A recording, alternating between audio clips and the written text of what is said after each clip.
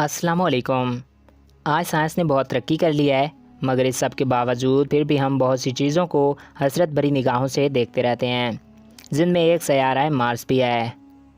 इंसान आज मार्स पर इंसानी बस्ती बसाने के सुहाने ख्वाब तो देख रहा है, मगर वहाँ ज़िंदगी का आगे बढ़ना किस कदर मुश्किल है, इसके बारे में हाल ही में नासा ने एक फहरिस्त जारी की है। वो फहरिस्त क्या है, आज के इस वीडियो में हम आपको वही बताएंगे। मगर वीडियो का बाकायदा आगाज़ करने से पहले आप दोस्तों से एक रिक्वेस्ट है कि अगर आपने अभी तक हमारे इस यूट्यूब चैनल को सब्सक्राइब नहीं किया तो इसको सब्सक्राइब करके साथ मौजूदा बेल के आइकन को भी प्रेस कर दें, ताकि हमारे नए आने वाले ऐसे ही इन्फॉर्मेटिव वीडियोज़ आप तक बआसानी पहुँच सकें। नंबर 1, मरीख पे पहला इंसान के लिए जो चैलेंज है वो वहाँ की तापकारी है, और मार्स का अपना मकनातीसी निज़ाम भी मौजूद नहीं, लिहाजा वहाँ की ख़तरनाक तापकारी इंसानों की आंखों में मोतिया जैसी बीमारियाँ पैदा कर सकती है और कैंसर का सबब भी बन सकती है।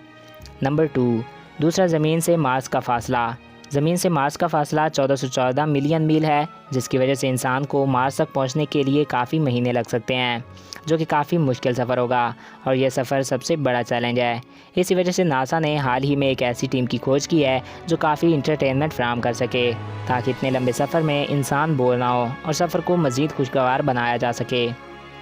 नंबर 3, तीसरा मरीख पे कशो शकल की भी कमी है, जिसकी वजह से वहाँ पे इंसान का कद 12 फीट तक हो सकता है, और जब इंसान का वज़न ज़मीन पे 45 किलोग्राम होगा, उसका वहाँ पर वज़न सिर्फ 17 किलोग्राम ही होगा। नंबर 4, चौथा है मार्स का मौसम। मार्स का मौसम इंसानों और पौधों दोनों के लिए एक बहुत बड़ा चैलेंज है। वहाँ पे तूफ़ान भी ज़मीन के मुकाबले में काफ़ी ज़्यादा और काफ़ी बड़े आते हैं। गर्मियों में मरीख का दर्जा हरारत 30 डिग्री और सर्दियों में यही दर्जा हरारत -140 तक पहुँच जाता है, जो कि काफ़ी बड़ा चैलेंज है। तो दोस्तों, ये थी कुछ वो मुश्किलात जो मार्स पे दरपेश आएंगी। सो फ्रेंड, हम उम्मीद करते हैं आपको ये वीडियो अच्छा लगा होगा। मज़ीद ऐसी वीडियो के लिए हमारे इस यूट्यूब चैनल को सब्सक्राइब करना ना भूलिएगा, और वीडियो को अपने दोस्तों के साथ शेयर कीजिएगा। Thanks for watching. अल्लाह हाफिज़।